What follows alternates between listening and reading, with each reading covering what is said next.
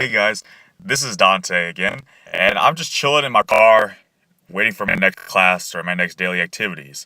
And I started thinking about leadership because that's something over the past few years that I've been reading about and trying to learn about, and am trying to live out to the best of my ability.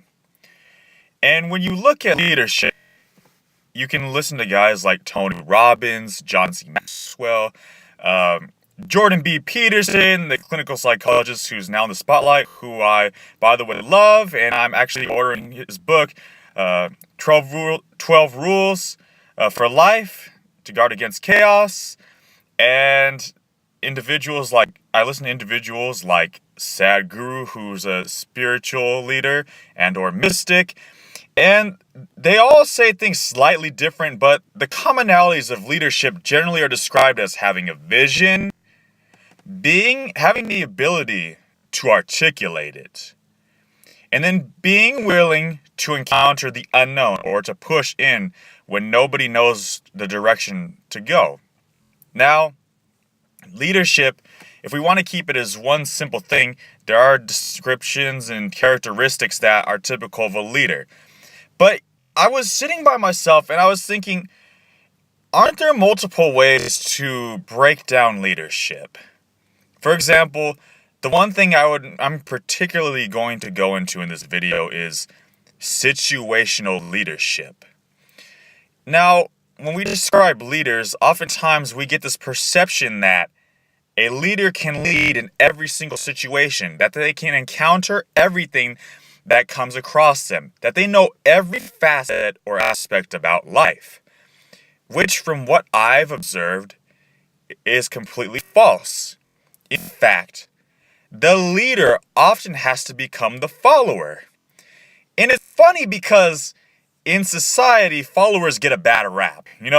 We say, don't be a sheep, don't be a follower, like it's such a bad thing.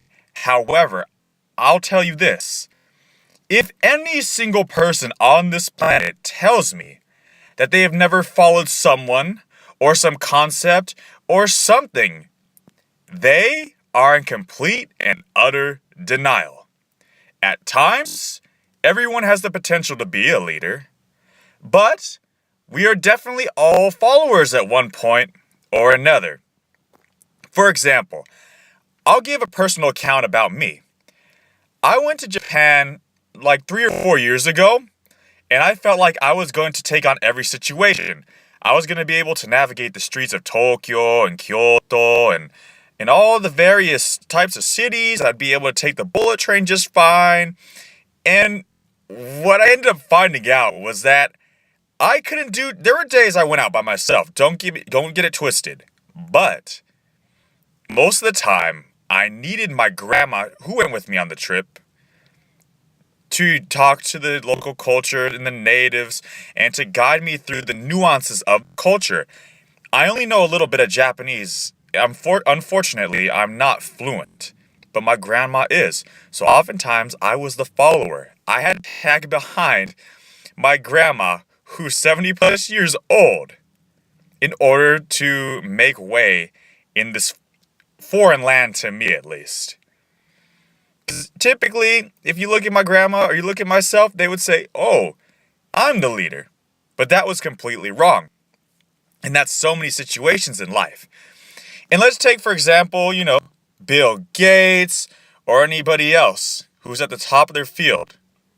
Elon Musk, you name it. You throw them on a war-torn battlefield. And sure enough, they would either die or be completely incompetent, because in this generation or this world where we respect and love the fact that people specialize and achieve success in one thing, it means that every other aspect is neglected. So you can't take someone like that granted. I will say they may do better than some other folks, but they don't have the competence on the battlefield. There are so many variables. And so, to call somebody a leader 100% of the time can become a very tough ordeal. And again, this is me just kind of articulating my thoughts, saying this in a video. And of course, there are different nuances to leadership, intentionality, delegation, the ability to establish a type of ethos or credibility. Above those, you are following. As in, John C. Maxwell often talks about in one of his rules that you can't be a leader unless you keep growing and you reach a level higher than those. That you are leading. But for me, I just wanted to talk about leadership and say that leadership is not necessarily a one set characteristic or that a certain individual is the one that becomes a leader. In fact, before anyone became a leader, they had to go through trials and tribulations in order to become a leader. And there are many individuals who probably have never had the chance in society to become a leader, who could have potentially been greater leaders than those that are alive today, but never got the chance. And so, as we sit here and talk about leadership and say there are those that can never become a leader, or to surround yourself only with people that are leaders, granted, I think it can be very cool or a very positive thing to be around those that are leaders. But to say that one type of person is a leader, or that someone who's typically thought of as a leader is going to be able to lead in every situation, is completely and utterly false. In fact, leadership is like a dance.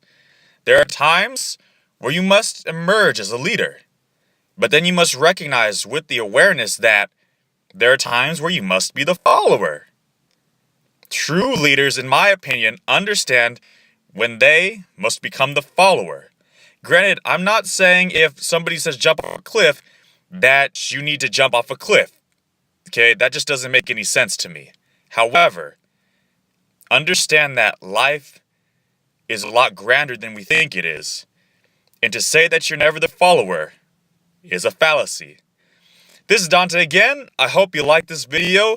Go ahead and write any comments, questions, or concerns you have for me. And as I said, I'm going to keep posting weekly. If I can get to daily, it would be nice. Until next time, everybody. See you all later. And this is again from One Simple Man.